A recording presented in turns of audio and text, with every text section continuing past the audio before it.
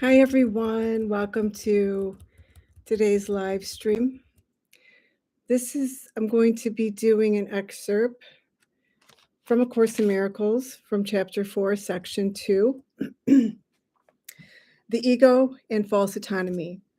So if you'd like to grab your book, if you want to read along, if not, that's fine. You can just sit and listen. And if I'm feeling guided, I will bring in some light language. It will just depend on the energy and what Spirit wants when I'm finished with the text reading.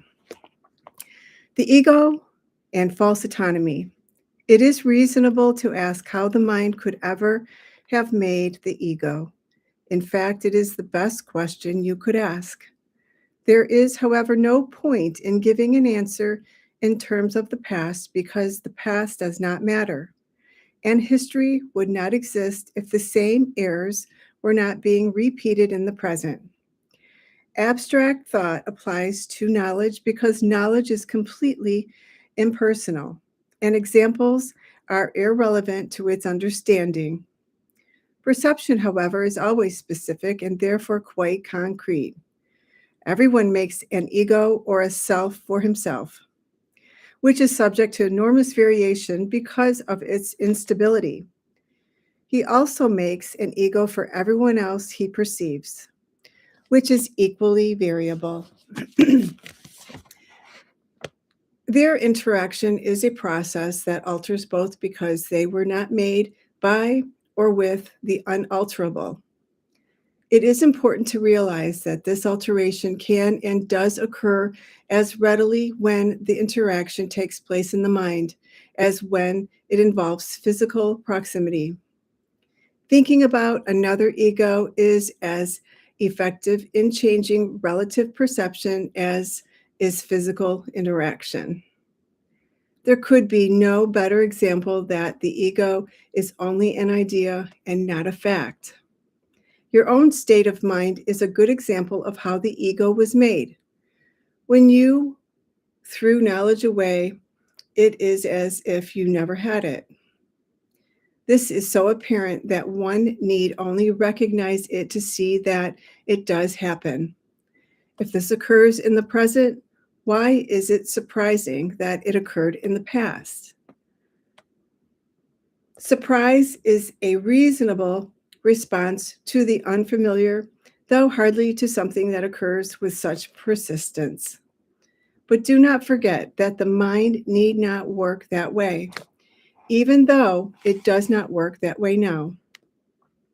Think of love of animals for their offspring and the need they feel to protect them. That is because they regard them as part of themselves. No one dismisses something he considers part of himself. You react to your ego much as God does to his creations. With love, protection, and charity, your reactions to the self you made are not surprising. In fact, they resemble in many ways how you will one day react to your real creations, which are as timeless as you are. The question is not how you respond to the ego, but what you believe you are. Belief is an ego function. And as long as your origin is open to belief, you are regarding it from an ego viewpoint. When teaching is no longer necessary, you will merely know God. Belief that there is another way of perceiving is the loftiest idea of which ego thinking is capable. That is because it contains a hint of recognition that the ego is not the self. Undermining the ego's thought system must be perceived as painful, even though this is anything but true. Babies scream in rage if you take away a knife or scissors, although they may well harm themselves if you do not. In this sense, you are still a baby. You have no sense of real self-preservation and are likely to decide that you need precisely what would hurt you most. Yet, whether or not you recognize it now, you have agreed to cooperate in the effort to become both harmless and helpful, attributes that must go together. Your attitudes, even toward this, are necessary, conflicted, because all attitudes are ego-based. This will not last. Be patient a while and remember that the outcome is as certain as God. Only those who have a real and lasting sense of abundance can be truly charitable. This is obvious when you consider what is involved. To the ego, to give anything implies that you will have to do without it.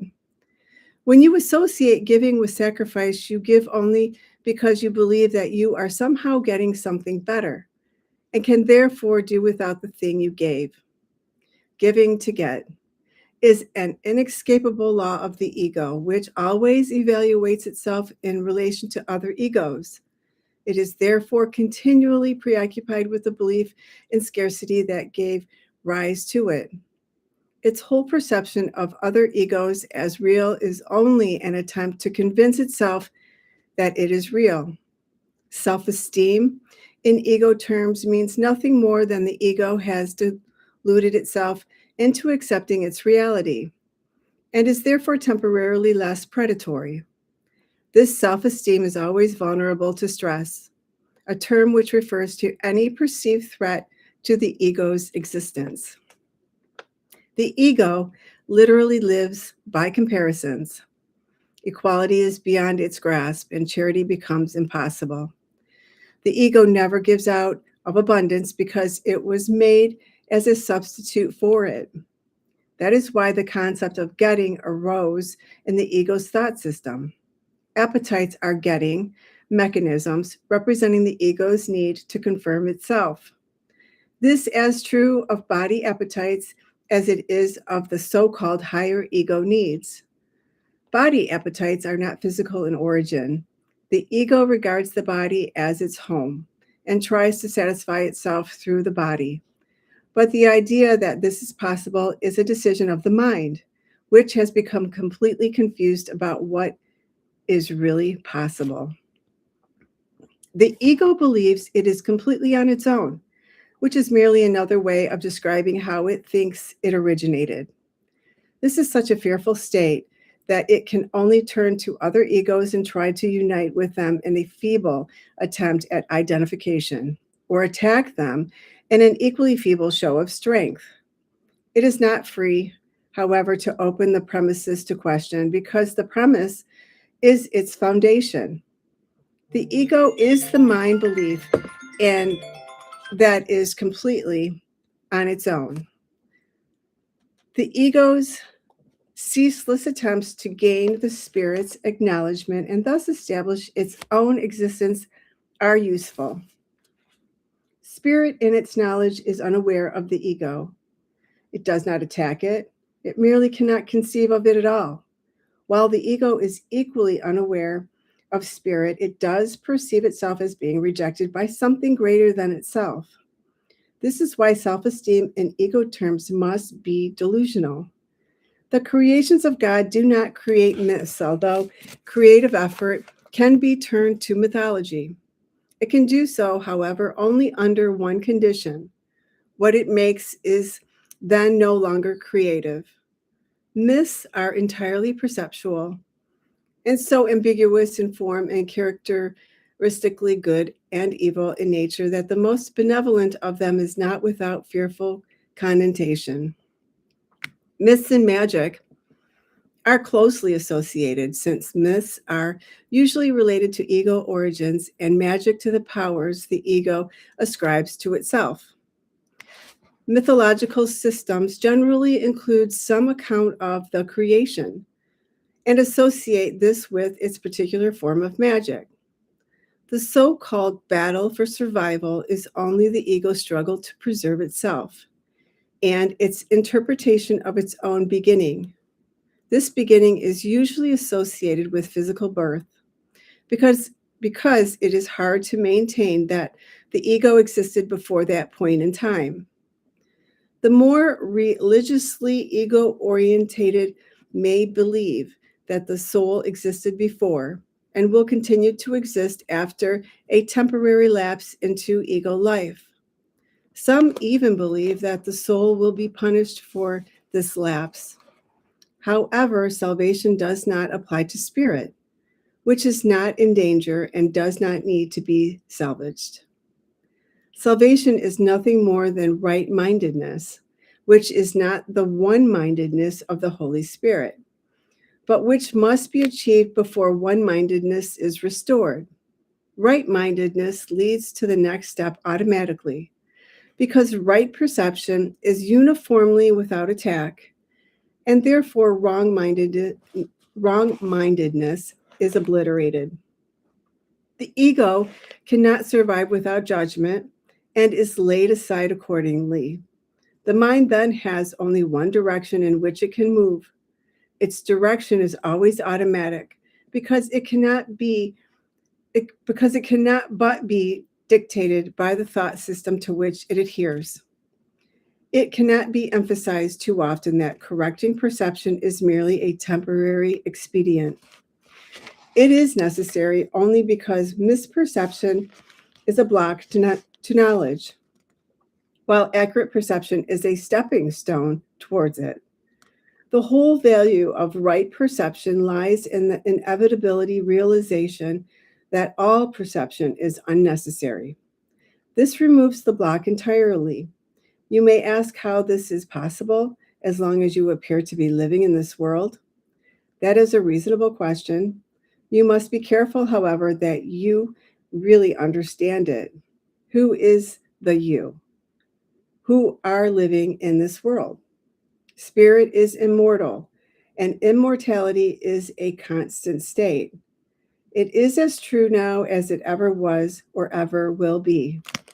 Because it implies no change at all, it is not a continuum, nor is it understood by